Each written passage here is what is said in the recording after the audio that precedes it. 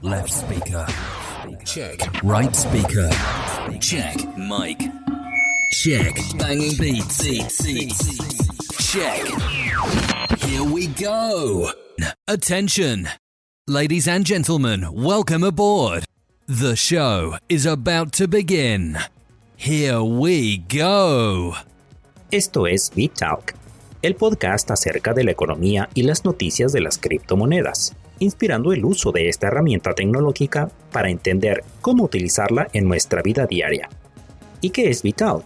Pues es una frase compuesta de dos palabras. Bit, referente a la más mínima parte de un dato electrónico, y talk, del término en inglés, hablar, charlar, platicar.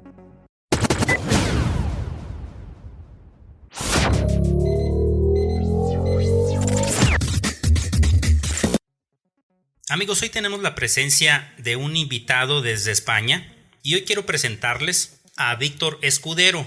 Víctor, bueno, pues de la misma manera me lo encontré por ahí en Facebook, platicamos un poco acerca de su experiencia y quiero comentarles cuál es la experiencia de Víctor. Él trabaja como consultor en gerencia de proyectos y servicios.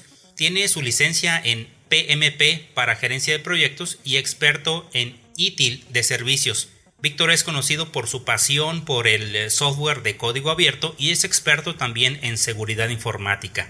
Es conocido en la comunidad del Bitcoin como B. Escudero. Ha organizado también la primera reunión de usuarios de Bitcoin en España. Ha participado en el evento TEDx en Madrid, titulado Bitcoin y el nuevo cambio de paradigma económico. Y también ha participado en diferentes conferencias acerca del Bitcoin en foros económicos tales como el Instituto Juan de Mariana. Ha escrito varios artículos acerca del Bitcoin en su blog www.bescudero.net y también produce su propio podcast en España acerca de sistemas de pagos descentralizados. Víctor es actualmente uno de los administradores del grupo Bitcoin en España de Facebook. Pues Víctor, te agradezco que estés con nosotros en el programa BitTalk. Muchísimas gracias, Juan Ignacio. La verdad es que estoy encantado de poder participar y colaborar para agrandar esta comunidad entre todos los usuarios. Pues bien, platícanos, Víctor, ¿cómo fue tu llegada al mundo de las criptomonedas? Hace bastante tiempo conocí Bitcoin en el año 2010 más o menos, el 2009 un poquito, el 2010 es ya cuando entré de lleno a principios. Las criptomonedas como tal luego han ido derivando de muchísimas otras monedas alternativas. Bitcoin quizá para mí fue la primera y la más importante incluso a día de hoy. Y me llegó por varias vías. Por un lado, por la parte de software abierto. Soy usuario de software libre desde hace muchísimo tiempo.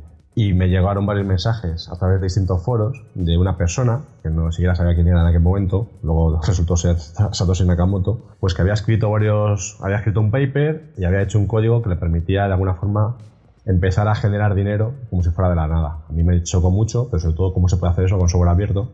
En su momento lo ignoré cuando me llegó esta información, pero luego a través de gente que tiene una cierta pasión también, igual que yo, por temas de economía, ellos trabajan en temas de forex, de bolsas de divisas, igual que yo lo hacía en aquel momento.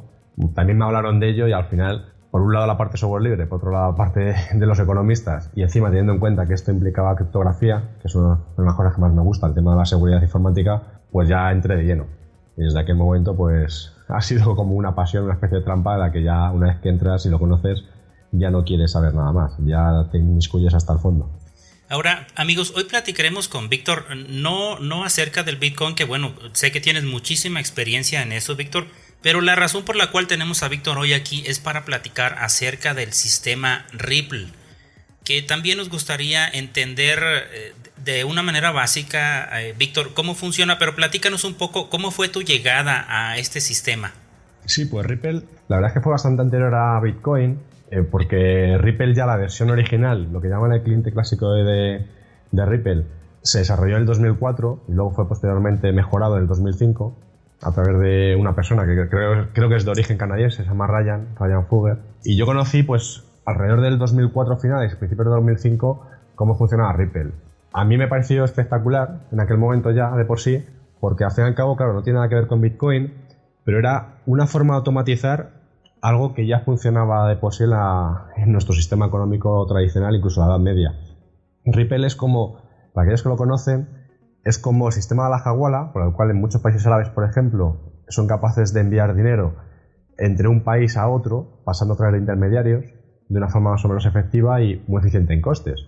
Porque uno de los problemas que tienen, por ejemplo, los países árabes es que en las propias fronteras las comisiones para cambiar moneda entre la moneda de un país y la moneda del país de al lado son bestiales. Entonces, ¿qué es lo que hacen?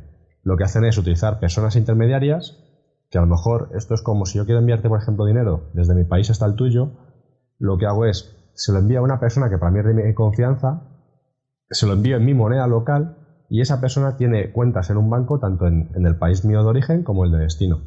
Y lo que hace es que lo intercambia en los distintos sitios. Digamos que lo utiliza de exchange, pero las comisiones que te cobran son muchísimo menores. Esto en Europa, en la Edad Media, también se utilizaba. De hecho, se utilizaba y fue tan eficiente que lo que hicieron es prohibirlo a los estados. Pues claro, así los estados perdían un poco el control del uso de la moneda y sobre todo de sus fronteras. Entonces, aquí lo que pretende Ripple es, de una forma sencilla, es automatizar este proceso. Porque en la Hawala originalmente, tanto el que está recibiendo el dinero como el que lo envía, necesitas confiar en un tercero. Ese tercero debe ser confiable y además lo haces de una forma muy manual. Pero lo que implementa Ripple, digamos, es como cómo hacer esto con ordenadores, cómo hacerlo con una red, digamos, basada en Internet, es cómo conseguir enviar dinero a través de una cadena que se llama una cadena de confianza, en la que tú tan solo conoces a unas ciertas personas, envías el dinero a esas pocas personas, a una de ellas, y él, a su vez de un amigo, de un amigo, de un amigo, etcétera, consigue establecer una cadena final hasta que le llega al destinatario. Y esto lo haces, digamos, de una forma totalmente automática. O sea, tú no tienes que conocer todas las personas intermedias que están en esa cadena. Digamos que es lo mismo que, por ejemplo, con el tema de los 6 pasos, los que dicen que cualquier persona de este planeta está conectada a otra tan solo a través de 6 enlaces, a través de una persona que tú conoces, que a su vez esa persona conoce a otra, y esa otra a su vez a otra, así hasta llegar al destino, pues aquí se basa en algo parecido. Entonces, lo que permite es prácticamente poder enviar dinero de una forma muy económica a otra persona que no conoce absolutamente de nada, por ejemplo, para poder realizar un pago o lo que sea. Y esto Ripple lo automatiza, que es la ventaja que tiene. Porque claro, cuando hablamos de la Hawala en sentido tradicional, tiene problemas de escalabilidad. Funciona muy bien en entornos muy reducidos, muy pequeños, pero no se puede utilizar de forma masiva. Y lo que permite Ripple es justamente automatizar esto, para que no tengas casi ni que pensar. Ok, Víctor, entonces resumiendo, el sistema Ripple es un sistema de confianza, el cual utiliza medios computacionales para conectar gente y, como dices tú, el nivel de 6 personas, es decir, para llegar a una persona, tú necesitas 6 personas intermedias que te puedan conectar con esa última persona, y lo que hace Ripple pues es eso específicamente, es un sistema de confianza de pagos que tiene una base de datos de todas las personas que están en el sistema y en el cual a través de ese sistema se puede enviar dinero. Sí, efectivamente. No hace falta que sean 6 personas solamente, 6 personas o 6 enlaces es un ejemplo, porque se supone que con 6 personas llegamos a cualquier persona del planeta, podría ser tan solo en 2 saltos. O sea, podría ser incluso con bastante menos. Pero efectivamente, consiste en esto. La idea es, en Ripple, a diferencia de lo que sucede con Bitcoin, lo que se envía realmente es un pagaré, es decir, es una deuda, que es lo que, digamos, que complica un poco a la gente que viene más de la parte más liberal, porque esto es como decir, ¿tú prestarías dinero a tu hermana? Pues hombre, a tu hermana sí, seguramente sí, te pide 20 euros o no sé cuántos pesos mexicanos y tú no tienes ningún problema en prestárselos. Si te los pide un desconocido, seguramente no se lo prestarías a él. Pero si resulta que ese conocido es conocido de tu hermana, tú lo que podrías hacer es, tú le prestas los 20 euros a tu hermana, que te los está pidiendo, tú se los prestas, ya te los devolverá más adelante, y tu hermana se los presta a su vez a su otro conocido. Pero tú no lo haces nunca directamente, lo haces a través del intermediario. Y para ti, el riesgo lo limitas a las personas que para ti son de confianza. Es decir, tú nunca le enviarías el dinero a una persona que tú no conoces de nada, pero en tu hermana sí te fías, y si por lo que sea, esa persona que es conocido, amigo, etcétera, de tu hermana, por lo que sea, no le devuelve a ella el dinero, de cara a ti, la deuda la tiene tu hermana contigo. Es decir, tú le has prestado 20 euros a tu hermana te los devolverá luego. Si ella, a su vez, la persona que se los ha prestado se los devuelve o no, es un tema que gestionará ella. Entonces, la idea es, tú gestionas tu red de confianza, qué personas te pueden prestar dinero a ti y a cuáles te la pueden pedir prestado, y tu hermana a su vez hará lo mismo con su propia red. De tal forma que cuando unimos ambas redes, somos capaces de llegar a mucha más gente de la que llegaremos solamente de forma individual. Si pensamos, por ejemplo, en las redes sociales, estilo Facebook, de esta forma, es como yo conozco una serie de amigos, algunos de los cuales sí me puedo fiar para poderles prestar dinero, o ellos incluso me podrían prestar a mí, pero no a todos. Bueno, pues esa sería mi red de confianza y cada uno con unas ciertas cantidades que yo le dejo, digamos, un cierto crédito, un cierto grado de confianza que sería capaz de dejarle prestado. Si eso hiciéramos cada uno de nosotros, cuando entre nosotros tenemos cierta confianza, somos capaces de traspasar barreras, digamos. Unimos distintas redes y somos capaces de llegar a otro extremo. Y esto totalmente en un minuto, con un clic de botón, digamos. Realmente no estamos moviendo el dinero físicamente. De hecho, es lo que hacen los bancos. Ripple es bastante interesante porque, al fin y al cabo, ¿cómo funcionan los bancos cuando se prestan dinero entre ellos? Pues de una forma muy similar. Normalmente, en el pasado, cuando tú ibas al banco, si el banco en un momento dado no tiene para devolverte a ti suficiente dinero que estás sacando del banco y necesita pedirlo prestado a otro banco, pues obviamente hace muchísimo tiempo lo que hubieran tenido que hacer es pedirse furgones cargados de sacas de dinero y es el Banco Santander, por ejemplo, le pide al BBVA 10 millones de euros y viene cargado con las sacas directamente de una oficina hasta la otra. Eso a principio del día, porque por lo que sea el banco de origen necesita mucho dinero. Pero luego, según va pasando el tiempo, según va pasando el día, a lo mejor ese banco que ha pedido el dinero prestado a un tipo de interés, ese interés que llama interbancario, ya le sobra el dinero, lo puede prestar incluso él a su vez, y a lo mejor es el otro que se lo pide. Entonces son 10 millones en un sentido, luego le devuelve 3, luego pide 1, luego pide 7, y lo que hacen es que al final del día, después de muchísimas operaciones, echan una línea y dicen, bueno, pues vamos a ver cuánto ha sido el neto, cuánto ha sido lo que hemos pedido de más o de menos que antes no teníamos. Claro, ahí no tiene sentido que se estén directamente transmitiendo furgones de un sitio al otro cargados de dinero, con el riesgo de tener el dinero físicamente y tener que trasladarlo. Así es. Lo que hacen son solamente apuntes contables. Lo hacen a través de un intermediario, el clearing house, digamos, Estados Unidos, el ACH, pero lo hacen a través de un intermediario en donde van poniendo todos los apuntes, de tal forma que al final del día pues se mira cuánto ha sido. Y con Ripple es una idea similar. Con Ripple yo llevo la contabilidad de a cuántas personas he prestado dinero, cuántas me han prestado a mí, y llevo ahí esa contabilidad. Y al final del día o al final de un cierto periodo echamos cuentas que a lo largo del mes nos hemos estado pidiendo, por ejemplo, prestado temporalmente, y al final del mes decimos, bueno, pues esto es todo el total de lo que yo tengo que pagar a otra persona o me deben a mí. Ya está, pero durante todo el mes no hemos estado enviando y recibiendo dinero. Es una forma de, con una sola operación, al final del día o al final del mes, cerramos todos los asuntos pendientes que tuviéramos. Entonces, Víctor, bueno, los bancos, como comentas, antes así funcionaban, tenían que mover los valores físicos de una bóveda a la otra, y hoy en día pues solamente se hace de manera electrónica, de tal manera que se intercambian créditos o deuda. Eso es. Al fin y al cabo el dinero es deuda prácticamente al 100%. Digamos que físicamente existen entre un 95 y un 97% de todo el dinero realmente es virtual, y eso quiere decir que físicamente, impreso en moneda o en billete, pues tan solo hay un 3% del dinero que estamos viendo circular. Entonces, ahora, Víctor, ¿cómo entra entonces aquí el sistema o la moneda propia de Ripple, que es XRP? Sí, pues XRP antiguamente se llamaban Ripples, y de hecho se suelen mencionar como Ripples, en plural, y se escribe como XRP. Es una moneda que está dentro del sistema de Ripple, que realmente lo que hace es servir de alguna forma como es la moneda que se utiliza para pagar las comisiones cuando uno envía dinero o lo que sea a través de Ripple.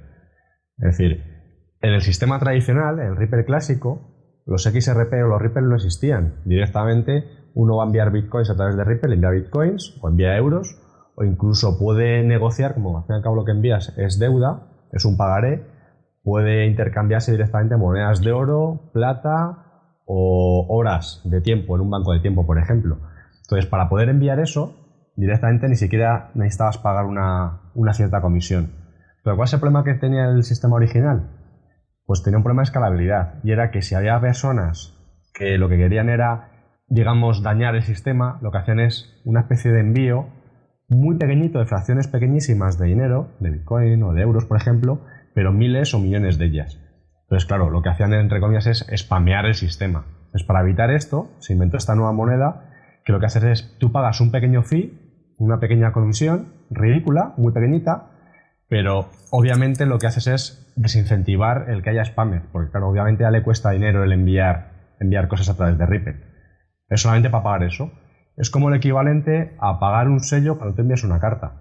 El sello realmente cuesta muy poquito dinero cuando tú vas a enviar un envío postal, pero el hecho de que tengas que pagar una pequeñísima cantidad hace que si tuvieras que enviar miles de cartas, ya te lo pienses. A lo mejor no te está rentable enviar en modo buzoneo spam masivo, digamos que a nivel comercial. Pues aquí en Ripple algo similar. Lo que pasa es que esta moneda tiene algunos problemas importantes de serie, y es que esta moneda ha sido preminada desde el comienzo, desde el día 1, por tanto ya existen todos los Ripples que van a existir en el mundo mundial. Se decidió hacer 1 billón de ellos, 1 billón americano, digamos que 1.000 millones de Ripples, y ya están. Y la única dificultad es cómo distribuirlos de forma correcta a la gente. Realmente el precio de un Ripple es ridículo, puedes comprar miles de Ripple con muy poquito dinero, y con unos poquitos Ripples que tengas, digamos que te vale para hacer otras transacciones que tú necesites hacer en tu vida. Es decir, tú te compras a lo mejor con 10 euros, tú ya tienes bastante para bastantes transacciones, porque realmente la comisión que pagas de Ripple son fracciones de ese Ripple, son comisiones ridículas. Como digo, no es tanto el valor que tiene la moneda en sí, como el hecho de que desincentive el que hay una persona pues que esté dispuesto a, digamos que a dañar el sistema. Esa es un poco la idea. Ahora, Víctor, quisiera que nos explicaras cómo funciona. Entiendo que Ripple es un sistema de pagos en el cual puedes enviar dinero, dólares, euros, pesos. ¿Cómo funciona el envío de ese dinero a través del sistema? Sí, realmente, como decía, realmente nunca envías el dinero físicamente, sino que lo que pones en el sistema, lo que anotas en el sistema, es un reconocimiento de deuda, es un pagaré. Es, por ejemplo, si tú me envías físicamente, me envías un Bitcoin y me lo envías a mi cuenta, yo a través de Ripple lo que te reconozco es una deuda de que yo a ti te debo un Bitcoin. Tú a mí me lo has enviado de verdad, un Bitcoin de verdad, desde tu billetera a la mía, o me has enviado directamente euros o cualquier otra cosa, y yo en Ripple lo que hago es un apunte, simplemente, en el que te digo, te reconozco que te debo el equivalente a un Bitcoin que tú me has enviado. Y solamente ahí lo que hacemos son apuntes de ese estilo. Pero ¿cuál es la ventaja que tiene? Que si yo a ti te debo un Bitcoin, por ejemplo, y a su vez hay otra persona a la cual tú le debes un Bitcoin que yo conozco, la deuda, digamos, que se te cancela. Por ejemplo, yo te debo a ti un Bitcoin, pero tú a su vez le debes otro Bitcoin a otra persona. Si yo le envío el Bitcoin que te debo a ti, en vez de enviártelo a ti directamente, se lo envío a la otra persona, y de esa forma la deuda que tú tienes con él se cancela, se queda en cero, pues digamos que hemos conseguido que sin realmente haber movido el Bitcoin de la billetera, hemos conseguido que tu deuda se cancele de una forma muy eficiente. Ni siquiera hemos tenido que pasar por la cadena de bloques. Entonces, somos capaces de mover grandes cantidades sin tener que hacerlo físicamente, ni en este caso que los Bitcoin tengan que pasar por la cadena de bloques para enviarse, o sin tener que haber movido, por ejemplo, lingotes de oro. Podemos hacerlo de esta forma. Ok, Víctor, entonces, perdón, esta es una herramienta que pudiera entonces utilizarse para las empresas y para los bancos. Efectivamente, digamos que Bitcoin es a la moneda lo que Ripple es como al medio de pago. Aquí la potencia que tiene Ripple es el poder mover dinero muy rápidamente. A nivel de usuarios particulares, nosotros no solemos mover grandes cantidades, pero aquellas personas o aquellas entidades, en este caso bancos y empresas grandes, que están moviendo todos los días, recibiendo grandes cantidades de dinero y enviándolas, están haciendo constantemente ese transcurso de ese movimiento de dinero, Ripple es una muy buena herramienta para ellos. Tengamos, por ejemplo, en cuenta que una empresa tiene su sede en Estados Unidos, en California, y tiene que enviar a su filial en España, por ejemplo, la envía a lo largo del día, pues a lo mejor le envía 1 millón, equivalente a 1 millón de euros, ¿de acuerdo? Pero al final del mes, por ejemplo, tienen que cerrar, hacer el cierre contable, y resulta que tienen que devolver ese 1 millón de euros, o esos no sé cuántos millones de euros, parte de ellos los tienen que devolver a Estados Unidos. Y esto lo están haciendo con cierta frecuencia, con cierta regularidad. Pues lo que harían es, en vez de estar enviando físicamente ese dinero y que les cobren comisiones por cada vez que se envía dinero hacia España y luego desde España hasta allá, y encima cambiando de moneda, cambiando entre dólar y euro constantemente, Si lo que estuvieran haciendo son apuntes contables, de esta forma como decimos en Ripple, pues solamente una vez al final del mes tienen que hacer un solo envío por la cantidad neta. Entonces ahorrarían grandísimas cantidades. Entonces podrían conseguir las transferencias sean mucho más rápidas y mucho más eficientes en costes. Yo entiendo entonces que ya el sistema tradicional de los bancos entre el intercambio de las grandes cantidades ya lo tienen. Ahorita lo que me imagino han estado tratando de hacer es que Ripple forme parte del sistema bancario para que a los bancos les sea más económico y más rápido enviar grandes cantidades de dinero. Eso es. Todavía no han llegado a ese punto. Actualmente utilizan varias redes para intercambiar dinero entre los distintos bancos. Por ejemplo, la red SWIFT. Lo que sucede es que tú puedes enviar dinero desde un banco hasta otro sin ningún problema y pasas a través de esta red de intermediarios que se llama SWIFT, pero las comisiones que tienen entre ellos son bastante grandes. Tiene un cierto retraso y por eso tu dinero, cuando te envías una transferencia desde aquí hasta otro país, pues te puede tardar 2 o 3 días fácilmente. Si esto mismo estuviera ya implantado en Ripple, cosa que todavía a día de hoy pues está en los puntos totalmente iniciales, pues lo podrían hacer de una forma mucho más inmediata y con unas comisiones ridículas prácticamente. A día de hoy tan solo hay un banco que es de origen alemán y que tiene su base, digamos, directa de internet, que se llama Fidor, que ya utiliza Ripple. Pero todavía no hay otros muchos más bancos que lo estén haciendo. Entonces, por lo tanto, todavía no se utiliza de forma masiva. Ripple lo que necesita es el efecto red.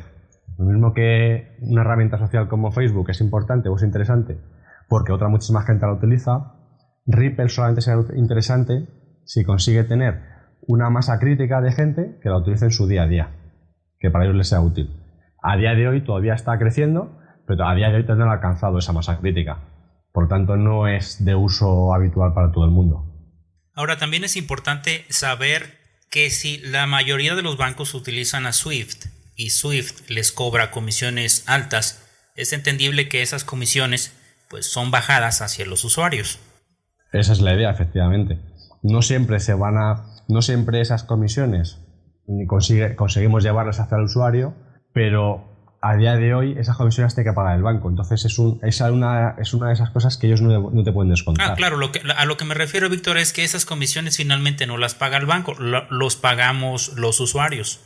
Eso es. Con un sistema como SWIFT nos ocurre esto. Si tuvieran los propios bancos entre ellos, tuvieran un sistema como Ripple, el dinero que una persona individual envía a otra persona no tendría que esperar 3 días, se haría prácticamente instantáneo. De hecho, los envíos, a diferencia de lo que ocurre con Bitcoin, que te deja esperar a menos de 10 minutos hasta que consiga una primera confirmación, de media, otros 10 minutos a la siguiente, en total por más o menos 1 hora para que sea totalmente reversible, más o menos. En Ripple esto mismo se hace en cuestión de menos de 10 segundos. Se suele hacer en 2-3 segundos de media y como mucho tarda 10 segundos. Pues ese es el tiempo que tardaría un banco en enviarle el dinero a otro. Menos de 10 segundos. Fijémonos que obviamente esta ventaja sí que es trasladable directamente al usuario.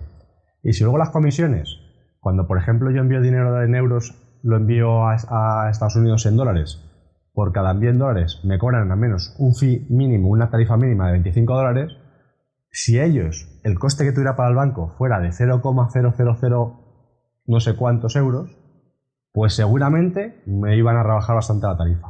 A lo mejor yo no me lo van a dejar gratis, 100%, pero a lo mejor sí me pueden aplicar una tarifa tan ridícula que sea muy interesante. Seguramente los bancos que quieran competir y que quieran seguir en esa línea se verán obligados a ir bajando sus comisiones, porque la competencia es feroz y si unos bancos no bajan comisiones y otros sí, los clientes se irán cambiando poco a poco. Ahora, Víctor, platícanos sobre una idea de cómo pudieran utilizar las empresas que tienen oficinas en diferentes partes del mundo y cómo pudiera ser utilizada esta herramienta. Pues imaginémonos, por ejemplo, un sistema como Western Union, por ejemplo. Es un sistema en el cual tiene una serie de afiliados, trabajan con muchísimos países y tienen pues como delegaciones o distintos establecimientos en distintos países en donde mueven el dinero. Realmente, la ventaja que ellos tienen de escala es que a lo mejor para una persona que quiere enviar dinero a través de Western Union desde España hasta México, quiere enviar el equivalente vamos a ponerlo en dólares, por ejemplo, quiere enviar el equivalente a $100, pero también es seguro que va a haber ciertas personas que estén en México que a lo mejor quieren enviar $100 hacia España. En ese caso, habría comisiones para enviar los $100 de un sentido al otro y luego de vuelta. Son distintas personas, obviamente, los que quieren enviarlo, pero al fin y al cabo ocurriría esto. Pues imaginémonos que todas esas operaciones, algunas de ellas se autoanulan directamente. Es decir, yo quiero enviarle 100 euros a una persona, a su vez esa otra persona en otro extremo, o 100 dólares, se las que enviar a otra persona distinta, pero algunos de esos envíos realmente no serían necesarios si consiguiéramos cancelar las deudas de forma automática.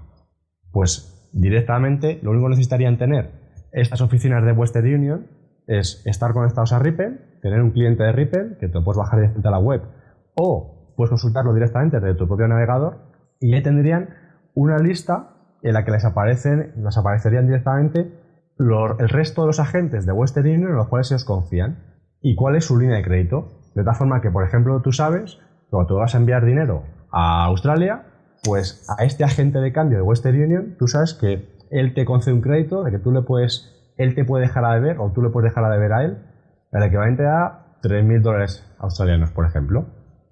Y eso, lo mismo que lo haces con Australia, lo haces con el resto de los países. Ahí tendrías a todos los agentes de Western Union y las líneas de crédito que se prestan y se dejan entre ellos, se dejan a deber. Entonces, cuando yo quiero enviar, por ejemplo, dinero a Australia, a través de un sistema como Western Union, yo no tengo que hacer que mi cliente de aquí envíe el dinero, tarde 3 días o 4 en llegar a Australia y luego en Australia lo recojan. No. Simplemente es el agente que está en Australia, que es de Western Union, que también confía en mí, que yo estoy aquí en Western Union en España, por ejemplo, ese agente directamente le da el dinero a su cliente porque sabe que lo va a recibir de mí 2 o 3 días después. Él me lo deja apuntado como que yo le debo el equivalente a no sé cuántos dólares australianos y yo me comprometo a se los voy a enviar.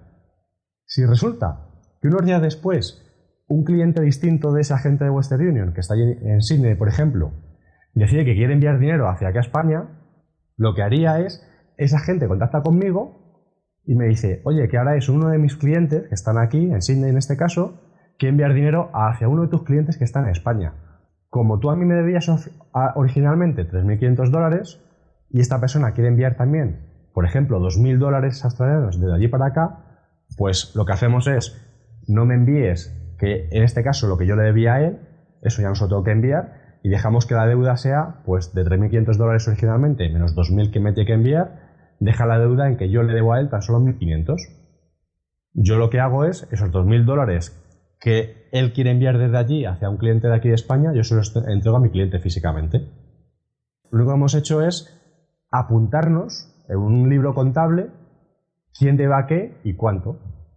Bien, entonces una de las herramientas que pudiera ser utilizado es para el envío de remesas. Yo creo que eso resolvería muchas de las formas de enviar dinero un poco más rápido. Ahora, cuéntame, Víctor, ¿cuál es la ventaja que pudiera tener Ripple en envío de dinero hacia otros países contra lo que ofrece el Bitcoin?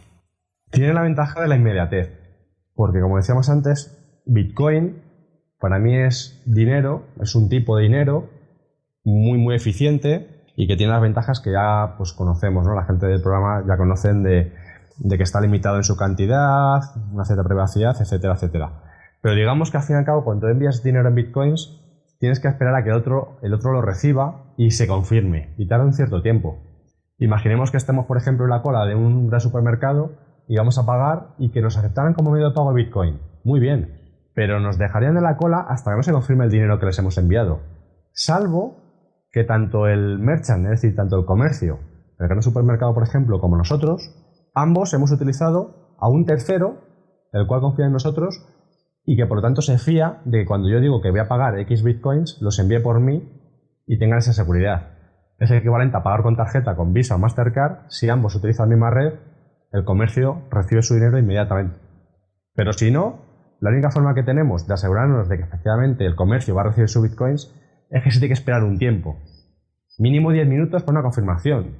Tradicionalmente media hora, 20 minutos. Y lo recomendable para cantidades grandes es alrededor de 1 hora. Esto mismo, si lo hiciera con Ripple, lo tendría al instante. En menos de 10 segundos lo tiene. No se producirían estos retrasos en la cola, por ejemplo. Es una gran ventaja que tiene Ripple. Y además, en el caso de Bitcoin, realmente es una moneda muy buena porque, como también es electrónica 100%, puedes enviarla con facilidad. Pero Ripple abre el mundo, digamos, a las propiedades que ya tiene Bitcoin, que es una moneda realmente muy buena, abre ese mismo mundo al resto de propiedades, o sea, al resto de monedas y otras cosas que no son tan eficientes. Entonces, por ejemplo, si tenemos euros o tenemos oro, por ejemplo, claro, ¿cómo movemos ese oro físicamente? Porque mover bitcoins es muy fácil. Enviar bitcoins desde un origen a un destino es muy, muy sencillo. Pero mover lingotes de oro o una moneda de oro, por ejemplo, no lo es. Entonces, con Ripple es tan simple como si yo quiero enviar esa moneda de oro o de plata, por ejemplo, $1 de plata, lo quiero enviar a otro país, yo físicamente tenía que cargarla y enviarla.